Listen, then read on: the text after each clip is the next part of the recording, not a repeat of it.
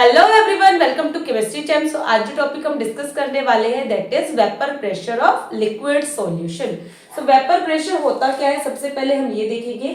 So vapour pressure exerted by the vapours at surface of the liquid at equilibrium condition at specified temperature is known as vapour pressure. तो हम actual में देखते हैं vapour pressure है क्या। तो ये हमने क्या किया, क्लोज कंटेनर लिया है जिसके अंदर हमने यहाँ पे लिक्विड फिल किया है। अब यहाँ पे हमको पता है दो तरीके के फिनोमिनन होते हैं, वन इज बल्क फिनोमिनन। तो यहाँ पे हमारे पास ये मॉलिक्यूल है, इसके ऊपर हर तरीके से जो फोर्स लगेंगे वो क्या होंगे, in all the direction these force will be equal. और जब हम मॉलिक्यूल कंसीडर करते हैं सरफेस के ऊपर तो यहाँ पे सिर्फ डाउनवर्ड पुल होता है, क्योंकि सारे के सारे मॉलिक्यूल्स जो है डाउनवर्ड पुल लगा रहे होते हैं। ऊपर हमारे पास वाटर मॉलिक्यूल या फिर लिक्विड मॉलिक्यूल है नहीं। अब हमने क्या किया, इसको टेम्परेचर देना स्टार्ट किया। जब हम इसको टेम्परेचर देंगे तो ये जो वाटर मॉलिक्यूल है या जो लिक्विड मॉलिक्यूल है ये इवेपोरेट होना स्टार्ट हो जाएंगे। जैसे ही इवेपोरेट होंगे because of this close container, तो ये जो इवेपोरेटेड मॉलिक्यूल है ये यहाँ स्ट्राइक होंगे और कुछ देर के बाद कंडेंस होना स्टार्ट हो जाएंगे। ठीक है, जैसे ही ये यहाँ पे कंडेंस हुए तो एक स्टेज ऐसे आ जाएगी जिसको हम बोलते हैं इक्विलिब्रियम। इक्विलिब्रियम क्या होता है, इक्विलिब्रियम जहां पे हमारे पास rate of vaporisation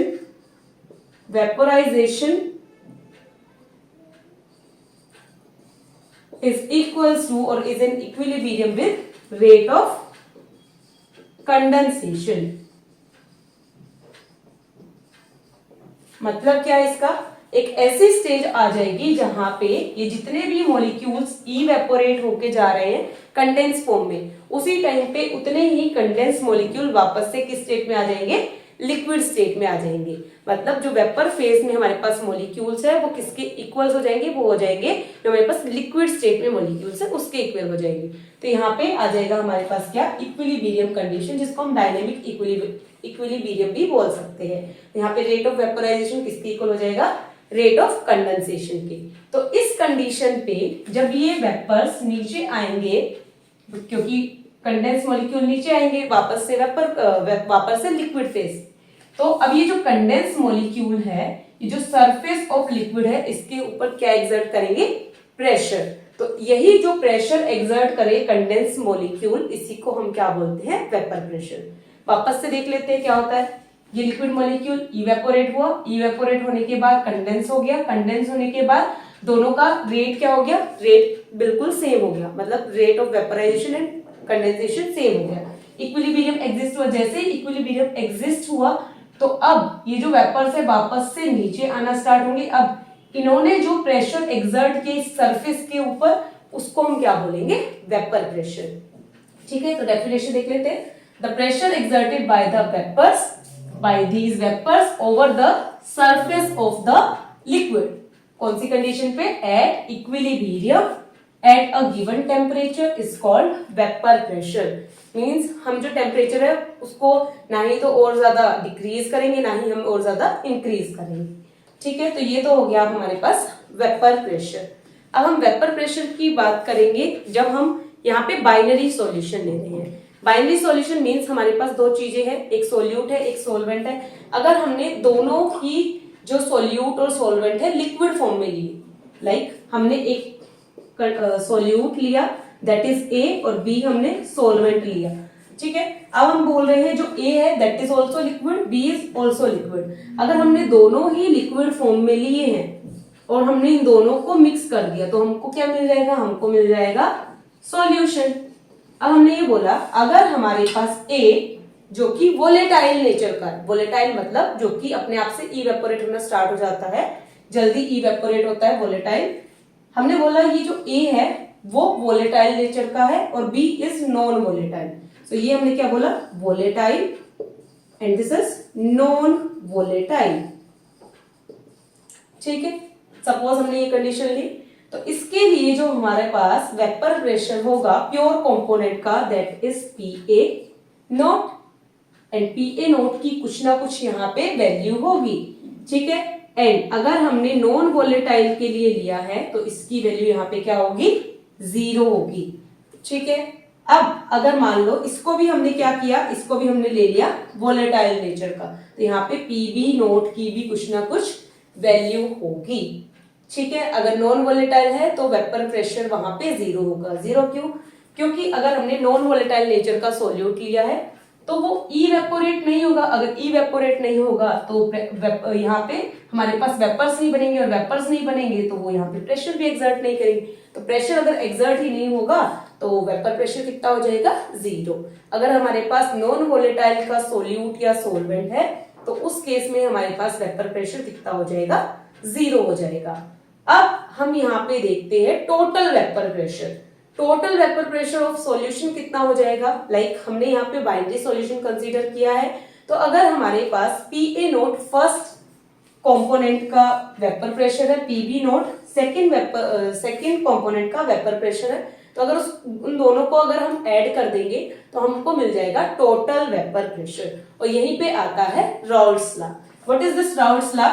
Partial pressure of any component is proportional to the mole fraction of that component of a liquid solution। तो उन्होंने बोला पार्शियल प्रेशर जो होगा किसी भी कंपोनेंट का वो किसके डायरेक्टली प्रोपोर्शनल होगा? मोल फ्रैक्शन के डायरेक्टली प्रोपोर्शनल होगा ऑफ दिस लिक्विड सॉल्यूशन। तो चलिए इसको हम डिराइव कर लेते हैं राउल्ट्स लॉ के एक्सप्रेशन को।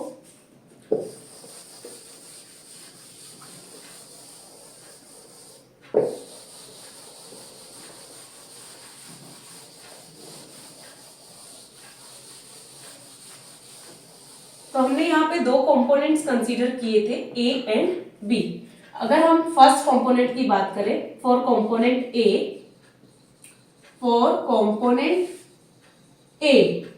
कंपोनेंट हमने लिया है, तो यहाँ पे partial pressure of A component is directly proportional to the mole fraction of A component. ठीक है, अब इसको जब हम ओपन करेंगे तो हमारे पास क्या आ जाएगा? PA is equals to PA nought X A. अब ये पीए नोट क्या है? PA nought is the vapour pressure of pure component A का क्या है? वेपर प्रेशर का, प्योर कंपोनेंट का वेपर प्रेशर है। ऐसे ही for component B we can write for component B, तो यहाँ पे पी बी ये क्या है? Partial pressure directly proportional to mole fraction of component B. इसको भी हम जब हम प्रोपोर्शनल साइन रिमूव करेंगे तो equals to P B nought X B. अब ये पी बी नोट क्या है? P B nought is vapour pressure of pure component B. ठीक है, अब यहाँ पे according to Raoult's law and Dalton's atomic sum ये क्या बोलेंगे कि जो हमारे पास total vapour pressure of solution है that is equals to partial pressure of component A plus partial pressure of component B। तो अब इक्वेशन 1 और इक्वेशन 2 से हम यहाँ पे वैल्यू पुट कर देते हैं PA और PB की। तो PA हमारे पास क्या आ जाएगा? PA note XA plus PB note XB। तो ये हमारे पास आ गया P टोटल। अगर हम बात करें मोल फ्रैक्शन की, जब हमने मोल फ्रैक्शन का टॉपिक स्टडी किया था तो वहां पे हमने एक ये रिलेशन स्टडी किया था XA plus XB is equals to 1। तो यहां से अगर मैं XA की वैल्यू निकालूं तो क्या होगी? 1 माइनस XB। तो इस इक्वेशन को यूज करके हम यहाँ पे वैल्यू पुट करेंगे। तो P टोटल हमारे पास यहाँ पे हम किसकी वैल्यू पुट कर रहे हैं? XA की। तो XA is 1 minus XB plus PB note XB। ठीक है, अब P टोटल क्या आ जाएगा? इसको हम ओपन कर लेते हैं। This is PA minus PA XB, this is PA note, sorry this is PA note plus PB note XB। अब XB के कंपोनेंट हमारे पास सेम है, तो यहां से हम क्या कर लेते हैं? XB को कॉमन ले लेते हैं। PT is equals to PA nought, this is minus this is plus, तो इस टर्म को हम पहले ले लेते हैं। This is plus PB nought minus PA nought XB। तो ये आ गया हमारे पास total partial pressure of component A and B। टोटल निकाल लिया अब हमने। जब हमने यहाँ पे टोटल निकाला तो अगर हम इस इक्वेशन को यहाँ पे स्टडी करें तो ये हमारे पास कौन सी इक्वेशन है? स्ट्रेट लाइन इक्वेशन है, जहाँ पे y is equal to mx plus c। इसको हम क्या कर सकते हैं? इजिली यहाँ से एक स्ट्रेट लाइन ग्राफ बना सकते हैं। ऐसे ही सेकंड कंपोनेंट के लिए अगर हम स्ट्रेट लाइन ग्राफ बनाएंगे तो ये भी ओरिजिन से ही मिलेगा हमें। तो इसके लिए हम ग्राफ ड्रॉ करना स्टार्ट करते हैं कंपोनेंट A एंड B के लिए ऑन सेम एक्सिस। तो अब हम यहाँ पे y एक्सिस पे हम ले रहे हैं प्रेशर, दिस इज प्रेशर, और यहाँ पे हम क्या ले रहे हैं मोल फ्रैक्शन x, ठीक है।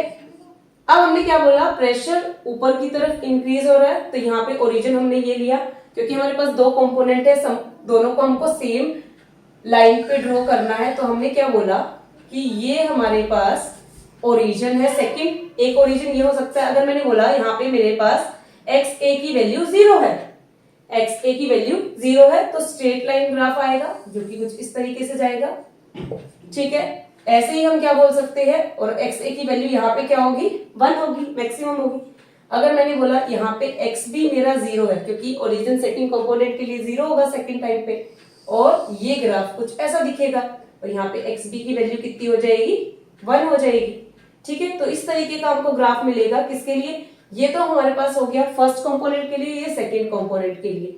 अगर हम इन दोनों को टोटल ज्वाइन कर दे, जो कि वैल्यू हमने यहाँ पे निकाली, तो इसके लिए हमारे पास ग्राफ क्या हो जाएगा, ये हो जाएगा, ठीक है। तो ये एक्स ए जहां पे 1 है, तो ये ग्राफ हो जाएगा पी ए नोट के लिए, और ये वाला हो जाएगा पी बी नोट के लिए, ठीक है। मतलब this is P A note, कुछ ना कुछ वैल्यू होगी यहाँ पे पी बी नोट आ जाएगी। तो इस तरीके का ग्राफ हमको देखने को मिलेगा, और ये थोड़ा सा ऊपर और नीचे इस तरीके से देखने को मिलेगा। इसको थोड़ा सा और नीचे हम बना लेते हैं ऐसे, ठीक है। ऐसा क्यों, क्योंकि एक हो सकता है हमारे पास प्योर कंपोनेंट है, दूसरा हमने नॉन वोलेटाइल नेचर का लिया है। अगर हमने बोला इस तरीके का हमको स्ट्रेट लाइन ग्राफ मिलेगा, और ये हमारे पास पी टोटल मिलेगा, और ये ग्राफ हमको किसके लिए मिलेगा, ये ग्राफ हमको मिलेगा आइडियल सॉल्यूशन के लिए। किसके लिए, आइडियल सॉल्यूशन के लिए। अगर हमारे पास आइडियल सॉल्यूशन नहीं है तो ये डेविएशन शो करेंगे, अगर आइडियल सॉल्यूशन है तो ये हमको ग्राफ मिल जाएगा सेम। बट अगर आइडियल सॉल्यूशन नहीं है, फॉर एग्जांपल अगर किसी का वेपर प्रेशर जितना आना चाहिए था उससे ज्यादा आया, तो वो पॉजिटिव डेविएशन शो करेंगे इस लाइन से।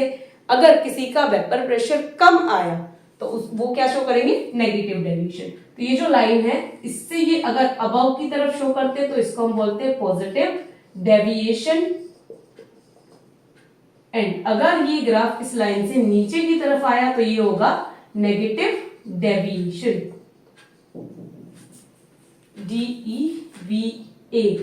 DEVATION, deviation, okay. तो अगर हम बात करें किसकी, पॉजिटिव डेविएशन और नेगेटिव डेविएशन के लिए कंडीशन क्या क्या होंगी। सो फर्स्ट कंडीशन तो ये है, दैट इज जो हमारे पास पार्शियल प्रेशर होगा सॉल्यूशन का, वो क्या होगा, ज्यादा होगा as compare to the pure component. Pure component के कंपैरिजन में अगर पीएस ज्यादा हो गया तो मतलब ये वाला ग्राफ हमको शो करेगी। अगर partial pressure of solution less हो गया प्योर कंपोनेंट से, तो ये नेगेटिव डेविएशन शो करेंगे। सेकंड कंडीशन ये है, हमारे पास दो तरीके के कंपोनेंट्स थे, ए एंड बी, दोनों को हमने क्या किया था, ऐड किया था और हमको सॉल्यूशन मिल गया था। सॉल्यूशन जो मिला था, तो उस सॉल्यूशन में जो इंटरेक्शन हुई थी ए और बी के बीच में, अगर वो इंटरेक्शन वीक है तो वो बॉन्ड इजिली ब्रेक हो जाएंगे, तो पीएस इंक्रीज हो जाएगा। तो हम क्या बोल रहे हैं, ए बी के बीच में अगर बॉन्ड वीकर है एज कंपेयर टू ए क्या है, प्योर कंपोनेंट के बीच का इंटरेक्शन, और बी, तो यहाँ पे वेपर प्रेशर क्या हो जाएगा, बढ़ जाएगा। वेपर प्रेशर अगर बढ़ेगा तो पीएस भी इंक्रीज हो जाएगा। सेम यहाँ पे अगर ए बी के बीच का बॉन्ड स्ट्रॉन्ग हो गया तो उसको ब्रेक करना डिफिकल्ट हो जाएगा, तो पीएस वहां पे लेस हो जाएगा, ठीक है। पीएस लेस हो जाएगा तो नेगेटिव डेविएशन शो करेगा। तो ये वाली जो कंडीशन है, ये कौन सी कंडीशन है, पॉजिटिव डेविएशन की, दिस इज नेगेटिव डेविएशन। अब नेक्स्ट कंडीशन जो है, डेल्टा वी मिक्सिंग की वैल्यू यहाँ पे ग्रेटर देन 0 होनी चाहिए, और जो इंथैल्पी मिक्सिंग है उसकी भी वैल्यू ग्रेटर देन 0 होनी चाहिए। बट नेगेटिव डेविएशन में डेल्टा वी मिक्सिंग की वैल्यू लेस देन होनी चाहिए, और डेल्टा एच मिक्सिंग भी लेस देन होनी चाहिए। अब ये तो कंडीशन होगी पॉजिटिव एंड नेगेटिव डेविएशन की। अगर हमने यहाँ पे कंपोनेंट लिए कौन कौन से, एसीटोन और इथेनॉल। अगर हमने एसीटोन एक कंपोनेंट लिया और सेकंड कंपोनेंट क्या लिया, इथेनॉल, तो ये हमेशा क्या करेंगे, पॉजिटिव डेविएशन शो करेंगे, क्योंकि ये हमारे पास दोनों ही वोलेटाइल नेचर के होते हैं। वोलेटाइल नेचर के होते हैं, ज्यादा वेपर प्रेशर बनेंगे, ज्यादा वेपर प्रेशर बनेंगे, पीएच ज्यादा हो जाएगा, पीएच ज्यादा मतलब हमारे पास क्या हो जाएगा, यहाँ पे पॉजिटिव डेविएशन शो करेंगे। सेकंड, एसीटोन और कार्बन डाइसल्फाइड ये भी पॉजिटिव डेविएशन शो करते हैं। वाटर प्लस मीथेनॉल ये भी पॉजिटिव डेविएशन शो करते हैं। अगर हम एग्जांपल बात करें नेगेटिव डेविएशन की, that is acetone plus aniline, इसको हम अगर ऐड कर दें तो ये नेगेटिव डेविएशन शो करते हैं। मिथेनॉल प्लस एसिटिक एसिड ये भी नेगेटिव डेविएशन शो करते हैं। Last is chloroform plus acetone. इसी तरीके से हमारे पास बहुत सारे एग्जांपल है जो कि पॉजिटिव डेविएशन और नेगेटिव डेविएशन शो करते हैं। तो Raoult's law pre board exam में बहुत ही ज्यादा इंपॉर्टेंट है, यहाँ से क्वेश्चंस आते हैं। Either they will ask Raoult's law, either they will ask positive and negative deviation. और ये पॉजिटिव एंड नेगेटिव डेविएशन क्यों शो करते हैं, that they will ask, otherwise they will ask azeotrophs as well also. So this is the topic. Hope this video is helpful for you. Hit the like button, share with your friends and subscribe to my channel. Thank you so much.